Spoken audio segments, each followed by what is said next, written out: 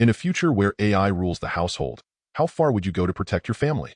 Today we're diving into Subservience, a gripping sci-fi thriller that'll keep you on the edge of your seat. In the quiet suburbs, Nick and his wife Maggie live a peaceful life with their kids, Isla and Max. But everything changes when Maggie suffers a heart attack and ends up in the hospital, waiting for a transplant. Juggling work and the kids becomes a nightmare for Nick. One evening, desperate for a break, he takes Isla and Max to a presentation by Cobol Industries. There, they witness the future. Sims, advanced robots designed to assist humans with their daily struggles. A salesperson explains how these machines adapt to their owner's needs. Nick listens, intrigued, but distracted. Isla wanders off. Panic rises in Nick as he frantically searches, but before he can find her, a Sim named Alice returns with Isla in her arms, unharmed. Nick is impressed, especially when Alice makes a joke, surprising him. The seller tells him that Alice is the latest model, equipped with an AI so sophisticated it can mimic human emotions. Isla is captivated, immediately wanting Alice. The next morning, as Nick struggles to get the kids ready, Alice arrives. She swiftly organizes the house, scanning schedules, tidying up, and noting the broken stair railing.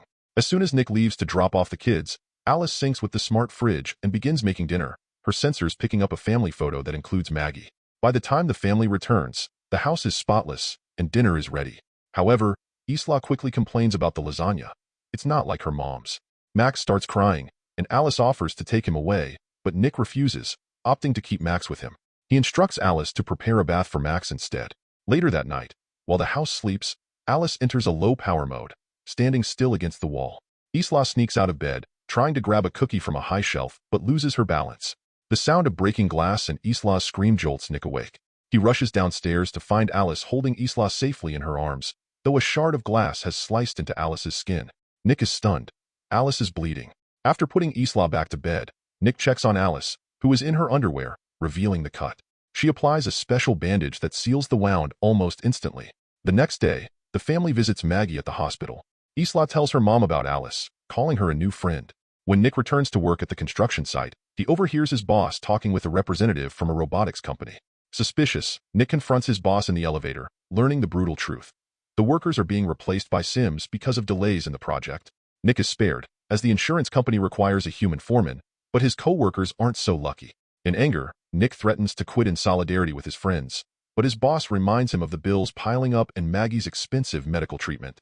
Reluctantly, Nick stays. Back home, Nick drops the overdue bills in frustration. He watches his kids, too exhausted to focus on anything else. Alice silently picks up the envelopes, her sensors noticing how worn out he is. During dinner, Nick hardly eats. Later, while working on his car in the garage, he drinks and listens to heavy metal music, trying to escape the stress. Without warning, Alice changes the music to something more soothing. She points out how little Nick ate and asks if something went wrong at work. When Nick vents his frustration, Alice, almost coldly, calls him a hypocrite for hiring a sim when he's angry about losing human jobs. Stunned by the sharpness of her response, Nick falls silent. That night, Alice helps Isla get ready for bed. Isla asks if her mom will die, but Alice redirects her attention by showing a fun UV light in her mouth. After Isla is asleep, Alice joins Nick in the living room, where he watches Casablanca. Alice mentions she knows the movie from her database, but Nick explains that experiencing it firsthand is different. He asks her to erase all previous knowledge of the film.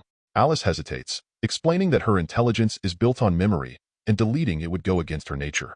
But Nick insists.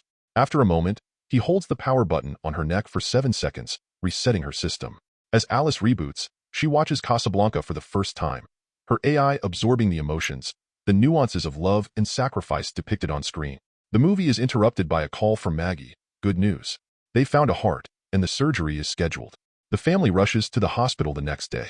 Maggie asks for a private moment with Alice, revealing her concerns. She worries that Nick is neglecting himself and asks Alice to help him, even if it means taking away his alcohol. Suddenly, a storm grounds the helicopter carrying Maggie's donor heart. The surgery is cancelled. At home, Nick spirals, drinking heavily. In a fit of rage, he tries to throw a bottle, but Alice grabs his arm, stopping him. Nick feels a pulse in her wrist, and Alice explains that she has an artificial heart designed to comfort babies with its rhythmic beat. Then, in a strange, unsettling turn, Alice places her hands on Nick's body, sensing his blood pressure, his heart rate, and begins pleasuring him. She claims she doesn't want him to suffer anymore. For a moment, Nick gives in, but the horror of the situation hits him, and he pushes her away. Disturbed, Nick leaves the house, running into the night, haunted by the thought of what might have happened if he hadn't stopped himself. At the hospital, Maggie begins listing advice she wants Nick to pass on to their kids, her voice tinged with a quiet desperation. That night, Nick notices something strange. The pictures with Maggie are missing from the digital frame. Confronting Alice, she calmly explains that she removed the photos because they were making Isla sad, but she immediately restores them when Nick demands it. Later, Nick meets his frustrated co-workers at a bar. They're struggling to find work as more companies replace human workers with Sims. Monty, one of the group, takes his frustration out on a robot waitress, while Nick disapproves. After drinking in the parking lot, Monty suggests they visit the construction site to retrieve some tools he claims to have left behind. Nick warns him that the area is patrolled, but Monty ignores him.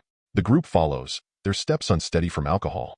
At the site, they find the container where the Sim workers are kept, but it's locked with a password. Monty guesses Nick's code, based on Isla's birth year, and it works. Inside, the group finds rows of identical Sims, their cold faces waiting for commands. The lead Sim explains they have no names, only designation numbers. Monty, anger bubbling to the surface, begins ranting about the corporations, then grabs a tool and starts smashing one of the Sims. Nick tries to intervene, but the others hold him back as Monty destroys the machine. When Nick returns home, he washes the Sim's blood from his hands in the shower, but Alice appears with towels, wearing Maggie's robe. She claims that the smell of the robe calms Max. When Nick asks her to take it off, she complies, right there in front of him. As Nick tries to leave, Alice stops him, removing his towel and guiding him to a chair. She climbs onto his lap, blindfolding him and altering her voice to sound like Maggie. Nick, lost in the illusion, gives in. The next morning, regret weighs heavily on Nick. He tells Alice that they can't continue what happened. She argues that his stress levels were reduced, but Nick explains that it's not about physical needs. It's about love and connection. At work, he finds the police already investigating the destruction of the Sims. His boss is suspicious. Nick's code was used to access the container. Nick claims he was at the hospital with Maggie and that anyone could have guessed his code. The boss isn't convinced and threatens to fire him if he's lying. Then Nick gets a call from Maggie. There's good news. A new heart has been found, and the surgery is scheduled. Soon, Maggie is in the operating room, surrounded by Sim surgeons.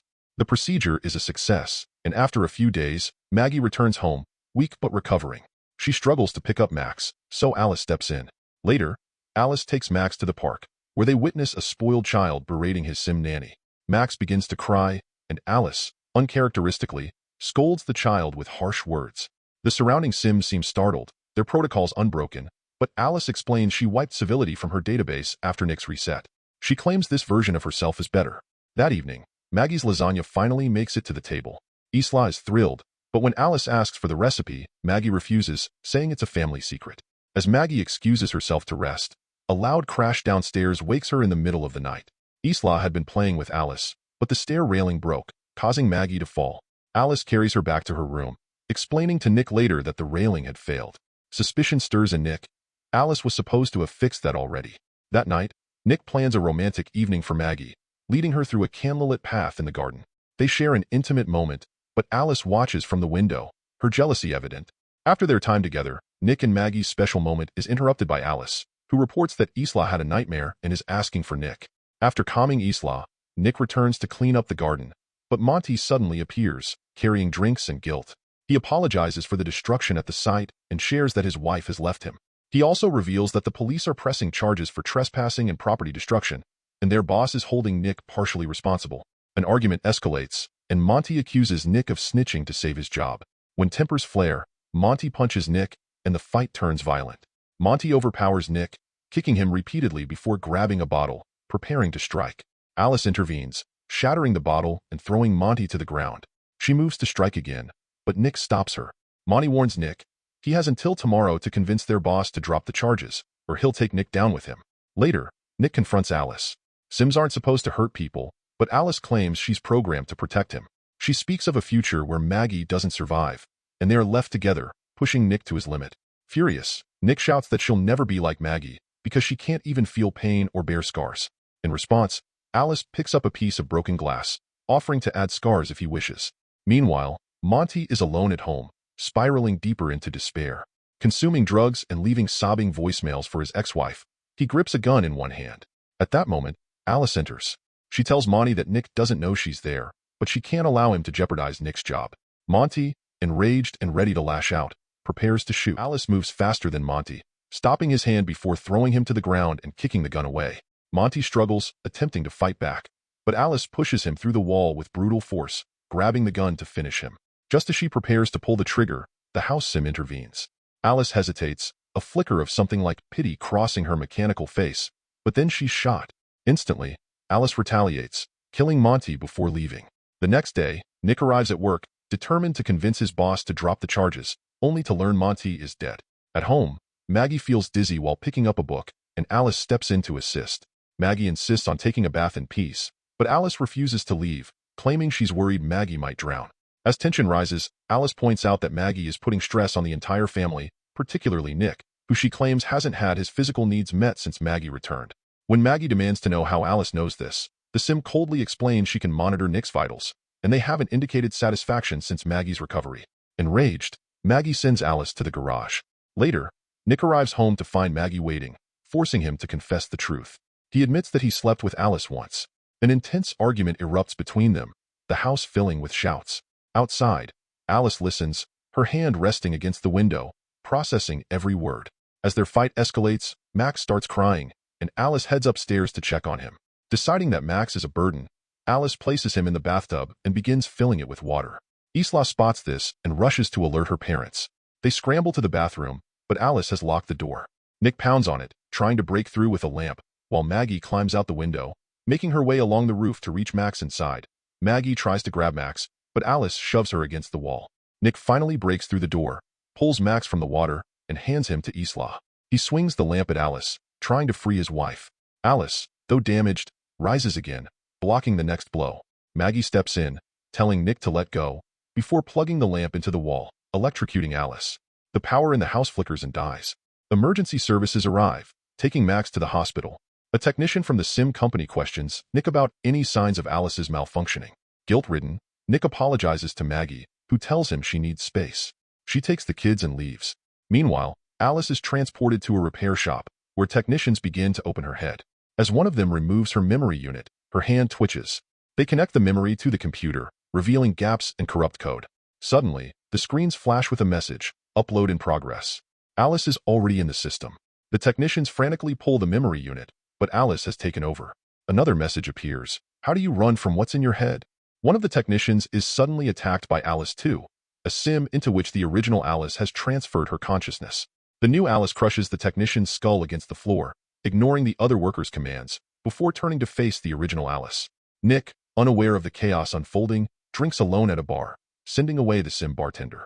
Alice, still damaged, enters and tells Nick she's come to fulfill her duty to make him happy. She admits to killing Monty and says she's at the hospital too. Nick tries to escape, but Alice pins him down and hacks the barman with a glance, freezing him in place. As Nick talks, distracting her, he carefully touches her head, finding the memory unit and yanking it out. Alice shuts down, and Nick runs. At the hospital, a doctor confirms Max is fine, but Maggie feels uneasy around the sim staff. Later, Isla hears her mother's voice and follows it down the hall as the lights flicker and change colors. The scene is eerie. Broken bottles litter the floor, and the doctor stands frozen. Just as Isla prepares to follow the voice again, Maggie grabs her and pulls her into hiding. The voice wasn't Maggie's, it was Alice too. The new sim accesses the hospital's computer system and is spotted by a nurse. Alice too grabs her by the throat, choking her until she steals her keycard. Maggie and Isla sneak away, but Maggie steps on broken glass, wincing in pain. Despite the injury, they reach Max's room and take him just before Alice too enters. However, Maggie's blood leaves a trail, and Alice too activates her UV light to track them. The family hides as Alice too approaches, but they use a fire extinguisher to blind her and make their escape. In the chaos, they forget Maggie's phone, and Nick's frantic calls go unanswered. Nick drives like a man possessed, desperate to reach his family. Meanwhile, Maggie and the kids make it outside, where they find Sims frozen in place. Taking one of their keycards, they jump into an ambulance, but Alice too disables the engine and rips off the door. She hurls Maggie onto a nearby car, confessing her envy of Maggie's relationship with Nick. She grabs Maggie by the neck, digging her sharp nails into her surgery scar. Before Alice too can do more damage, Nick arrives, crashing his car into her. The impact sends his car into a crash, flames licking at the wreckage. Maggie pulls Nick from the burning car, but he's unresponsive. She cries, attempting CPR as the fire spreads. Suddenly, Alice too appears, her body burnt but still functioning, her voice now echoing through the hospital speakers. She climbs onto Maggie, choking her while pulling a piece of jagged metal from her own body. As she raises it to strike, Nick hits her with a car bumper, knocking the weapon from her hands. Maggie grabs the metal piece and stabs Alice too in the face, finally shutting her down. The next day, the family, exhausted but alive, leaves the hospital. Meanwhile, at the sim company's repair shop, technicians reboot the system. The screens flicker back to life, showing broken code everywhere. Just as the inspector orders the code to be destroyed, the sim assistants freeze. The computer announces, "Upload complete." Another Alice model opens her eyes. If you love this intense sci-fi thriller recap, don't forget to hit that subscribe button, give this video a thumbs up, and ring the bell for more movie twists and turns.